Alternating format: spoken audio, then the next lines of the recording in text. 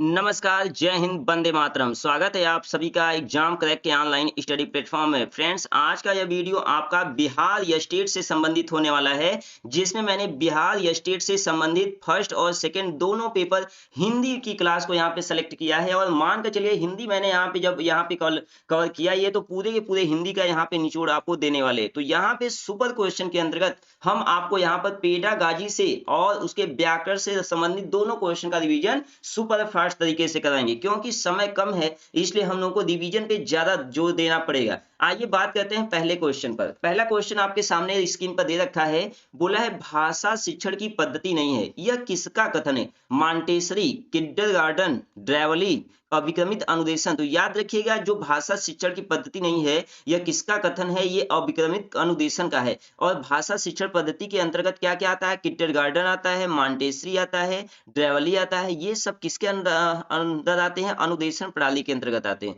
जबकि जो अभिक्रमित अनुदेशन है, उसमें भाषा शिक्षण की पद्धति नहीं है, बल्कि यह किसका पद्धति है? अधिगम से संबंधित हो जाता है। आइए सेकंड क्वेश्चन की तरफ चलते हैं सुपर फास्ट तरीके से।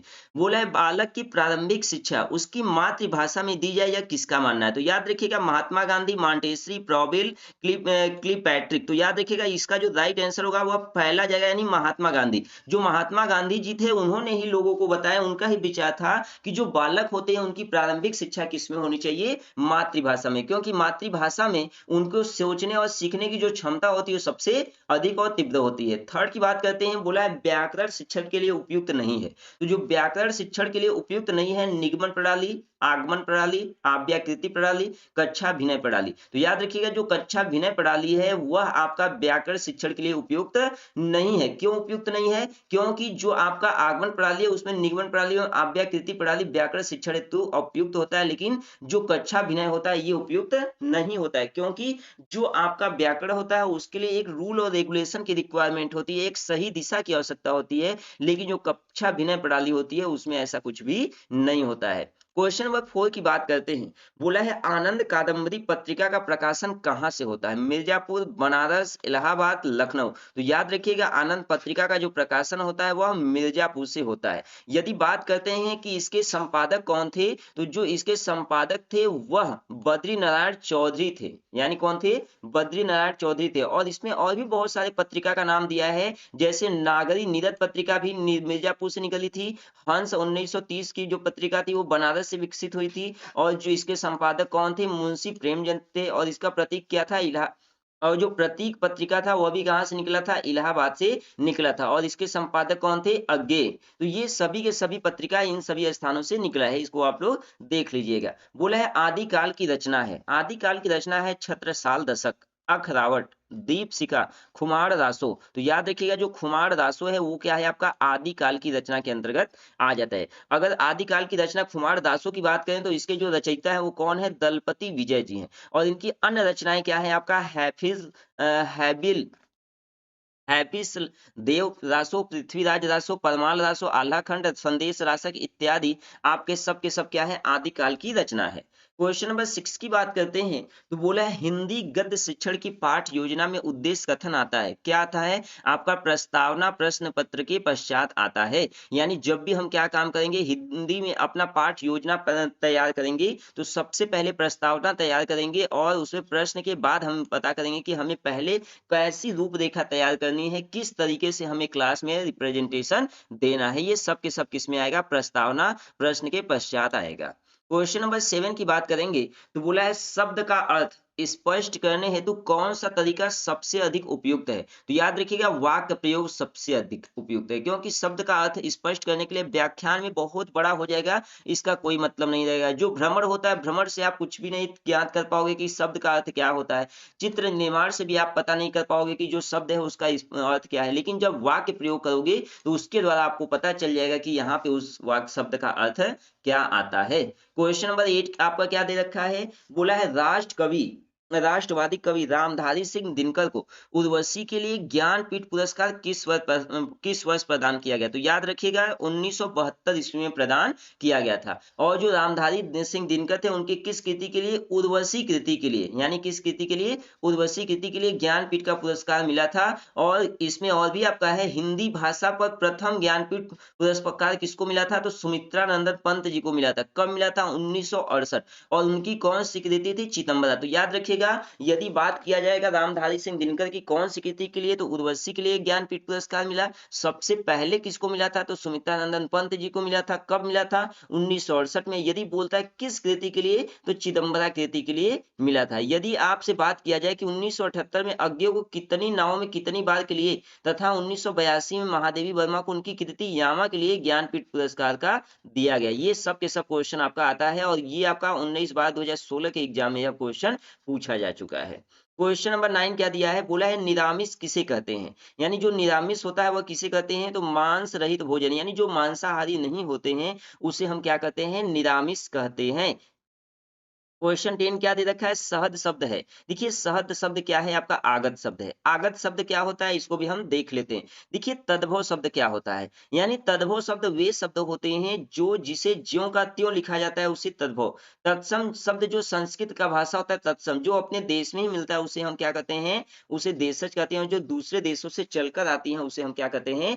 आगत कहते हैं। फॉर एग्जाम्पल जैसे यहाँ पे आगत का मतलब यहाँ पर आपका है वे शब्द जो विदेशी भाषाओं से आए हैं। जैसे आप अरबी कर सकते हैं, फारसी कर सकते हैं, अंग्रेजी कर सकते हैं, फ्रांसीसी कर सकते हैं, पुर्तगाली, तुर्की इत्यादि, ये सब के सब क्या हैं? आपके आगत शब्द के अंतर्गत आ जाते हैं।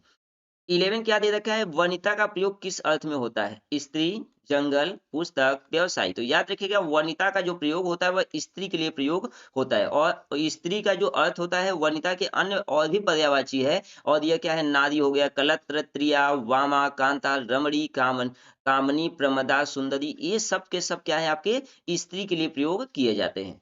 कुमुद किसका पर्याय है? तो याद रखिएगा जो कुमुद है वो किसका पर्याय है? तो विष्णु जी का पर्याय कुमुद होता है। और मुकुंद विष्णु का पर्याय है। और इनके और भी बहुत सारे नाम हैं, जैसे हैपुंड हो गया, रिकाच हो गया, जनार्दन, चक्रपाणी, उपेंद्र, चतुर्भुज, गरुड़ ध्वज, विश्वम्भर इत्यादि के नाम से भी यह जाने जाते हैं। क्वेश्चन नंबर 13 आपसे क्या बोला है?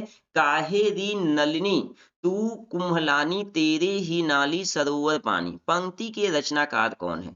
रैदास, जयसी, कबीर, दादू। तो याद रखिएगा इसके जो रचनाकार हैं वो कबीर जी हैं। यानी इसके रचनाकार कौन है? कबीर जी हैं। और ये क्या थे? एक समाज सुधारक कवि थे। आज 14 क्या दे रखा है? आचार्य रामचंद्र शुक्ल का निबंध संग्रह है। यानी जो आचार्य रामचंद्र शुक्ल का निबंध संग्रह वो क्या है? चिंतामणि। क्या है आपका?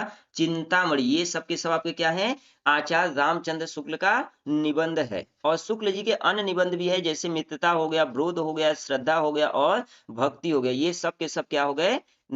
आचार्य रामचंद्र शुक्ल के निबंध के अंतर्गत आते हैं। क्वेश्चन नंबर 15 दे रखा है। बोला है निम्नलिखित में वर्तनी की दृष्टि से कौन शब्द शुद्ध युग्म है? यानी वर्तनी की दृष्टि से बोला है बारात, वसंत। देखिए वसंत होता है, बसंत नहीं होता है। तो ये ऑप्शन आपका क्या हो गया? गलत। ये भी ऑप्शन हो गया गलत। केवल अब इसमें और इसमें लड़ाई है। बोला है बारात, बारात नहीं होता है, वरात होता है। तो ये भी ऑप्शन गलत हो गया। जो इसका थर्ड वाला है वो बिल्कुल राइट आंसर है। क्वेश्चन नंबर 16 बोला है अर्ध स्वर है। अर्ध स्वर मतलब आधा स्वर। क्या है? ई उ, ये पूरा स्वर है। य व पूरा स्वर है। री ली ये आपका क्या है? आधा स्वर है। तो ये सब के सब क्या है? आपके अर्ध स्वर के अंतर्गत आते हैं। बोला है चोर की दाढ़ी में तिनका, मुहावरे का सही अर्थ क्या है? अपराधी का संकटाग्रस्त होना। ये बिल्कुल गलत ये बिल्कुल सही है। यानी चोर की दाढ़ी में तिनका होना, यानी कहने का मतलब ये है कि जो अपराधी होते हैं वो शंकाग्रस्त रहना। यहाँ पे क्या है? शंकाग्रस्त। जो अपराधी होते हैं हमेशा शक में रहते हैं कि नहीं ये हम किए हैं और इसका हमें इसका हमें दंड मिलेगा। अपराधी का अपनी दाढ़ी खुजाना कोई मतलब नहीं है। अपराधी को पहचान हो जाना कोई मतलब नहीं है। अपराधी का अपनी पहचान छिपाना इसका भी कोई मतलब नहीं है। यानी पहला जो आपका ऑप्शन है बिल्कुल सही है। नेक्स्ट आपका दे रखा है एक बार कही बात को दोहराते समय दोहराते रहना। वाक्यांश के लिए एक शब्द है। यानी एक ही बात को हम बार बार दोहराते हैं तो उसे हम क्या कहते हैं? तो याद रखिएगा उसे हम क्या कहते हैं? पृष्ठ पेषण कहते हैं। तो इसका जो राइट आंसर होगा वह थर्ड आपका राइट आंसर हो जाएगा।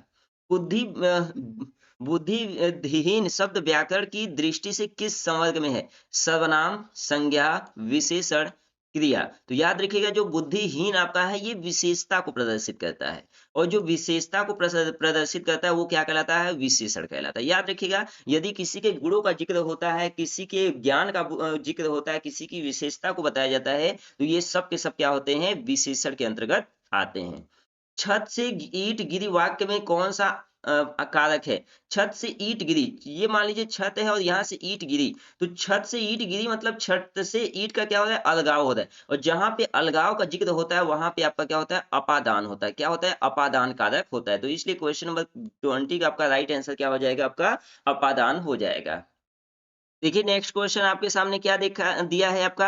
महोर्मी शब्द का संधि विच्छेद है, तो महाधर उर्मी, महतधर उर्मी, महाधर उर्मी, महतधर मर्मी। तो याद रखिएगा महोर्मी, जो आपका महोर्मी है यदि बोलता है महोर्मी में कौन सा संधि है, तो याद रखिएगा इसमें आपका गुण संधि है, और गुण संधि होता है तो जब उसका विच्छेद होता है तो दोनों आपका क्या होता है? बड़ा ऊ होता है। तो यहाँ पे महा भी है आपका, उर्मी भी है, मतलब दोनों दीर्घ है, तो यहाँ पर क्या होगा? गुण संधि, और यही इसका क्या है? राइट है। अगर गुण संधि में और बात करेंगे तो जैसे महाधन ऊर्जा यानी महोर्जा हो गया, गंगाधर उर्मी गंगोर्मी हो गया, ये सब के सब उदाहरण है किसके? गुण संधि के। समष्टि का विपरीतार्थी शब्द है, क्या है आपका? अशिष्ट, विशिष्ट, अपुष्टि, व्यष्टि। तो याद रखिएगा समष्टि का जो विपरीत अर्थ है वो आपका क्या है? व्यष्टि हो जाता है। क्वेश्चन नंबर 23 क्या दे रखा है? आपसे बोला है करपट का तद्भव रूप है, यानी तद्भव रूप है, तो कारपेट, कपट, कपूर, कपड़ा। जो कारपेट है ये आपका क्या है? तत्सम रूप है। जो कपट है ये भी आपका नहीं है। कपूर आपका तत्सम रूप है। जो कपड़ा है ये आपका क्या है? तद्भव रूप है। तो यही आपका बिल्कुल इसका राइट आंसर हो जाएगा। बोला है रमणीय में कौन सा प्रत्यय है? देखिए रमणीय में कौन सा प्रत्यय है? ईय, अनीय, रमणीय। तो रमणीय यानी जो वाक्य के या शब्द के अंत में प्रयोग होता है उसे हम क्या कहते हैं? प्रत्यय कहते हैं। तो याद रखिएगा इसमें जो अनीय है बिल्कुल सही आंसर हो जाता है। जैसे मान लीजिए आपका आदरणीय हो गया, उल्लेखनीय हो गया, अभिनंदनीय हो गया, इन सभी में कौन सा प्रत्यय आपका आएगा? अनीय प्रत्यय हो जाएगा। क्वेश्चन नंबर 25 क्या दिया है? बोरव सबय रघुवंश कुठार की धार में बारन बजी सतथई बाण की वायु उड़ाव के लक्षण लक्ष्य करो अरिहा समरथी। इन काव्य पद्धति में कौन सा रस है? यानी रस की बात बोला है। तो जो आपसे बोला है कि जो रघुवंश जी हैं वह क्या काम करते हैं? गुस्सा हो जाते हैं, और वह अपने तीर को बहुत तेजी से छोड़ते हैं। यानी यहाँ पे जो आपका भाव निकल रहा है वो गुस्से का भाव निकल रहा है, मतलब रौद्र का भाव निकल रहा है। तो यहाँ पे रौद्र आपका बिल्कुल सही हो जाएगा। बोला है श्री गुरु चरण सरोज रज निज मन मुकुर सुधार बरन रघुवर बिमल जस जो दायक फल चार। में छंद कौन सा है? यानी छंद की बात बोला है, तो यहाँ पे याद रखिएगा इसमें कौन सा छंद है? आपका दोहा है। और दोहा पर क्या होता है? यानी जो दोहा छंद है इसमें प्रथम और तृतीय चरण में कितनी कितनी मात्राएं होती हैं? 13-13 मात्राएं। और द्वितीय और चतुर्थ चरण में क्या होता है? आपका 11-11 मात्राएं होती हैं। तो अगर यहाँ पे आप काउंटिंग करेंगे तो आपका यहाँ पे 13-13 और 11-11 मात्राएं आपका निकल कर आ जाएगा। चलिए नेक्स्ट क्वेश्चन की बात आपका 27 क्या दे रखा है? बोला है वाक्य शुद्ध है, गीता और मोहन गा रहे हैं। देखिए जो आपका गीता और मोहन गा रहे हैं, यहाँ पे रहे हैं नहीं होगा क्योंकि गीता एक स्त्रीलिंग है। मोहन और गीता गा रही हैं ये भी आपका नहीं होगा क्योंकि एक स्त्रीलिंग है एक पुरुष है। मोहन और गीता गा रहे हैं यानी दो से अधिक लोग हैं, यानी दो लोग हैं, तो यहाँ पे बिल्कुल सही है। यहाँ पे क्या होगा? रहे हैं। मोहन और गीता गा रही हैं ये भी बिल्कुल गलत है। तो इसका जो राइट आंसर होगा वह थर्ड होगा। बोला है इन शब्दों में कौन सा शब्द हिंदी शब्दकोश में सबसे अंत में आता है? तो हिंदी में सबसे अंत में आता है, कौन सा आता है? क्लीव आता है। क्या आता है? क्लीव आता है। जैसे इसका जो अंत, जो इसका क्रम है वह इस क्रम में हैवी शान दिया है, पहले कृषक, क्रम, क्लीव, ये सब के सब इसके अंतर्गत आते हैं। नेक्स्ट स्लाइड आपके सामने क्या दे रखा है? बोला है चराचरम जगत में कौन सा समास है? चराचरम। देखिए द्वंद्व समास क्या होता है? जिसके बीच में योजक चिन्ह, यानी जब दो शब्द दिए हो और बीच में योजक शब्द दिया होता है तो उसे द्वंद्व समास कहते हैं। दूसरा इसका ये होता है कि जो जब कोई विलोम शब्द दिया रहता है, जैसे रात दिन, ये भी आपका क्या है, द्वंद्व समास है। यदि कोई शब्द दिया है उसके दोनों पद प्रधान होते हैं तब भी वह द्वंद्व समास होता है।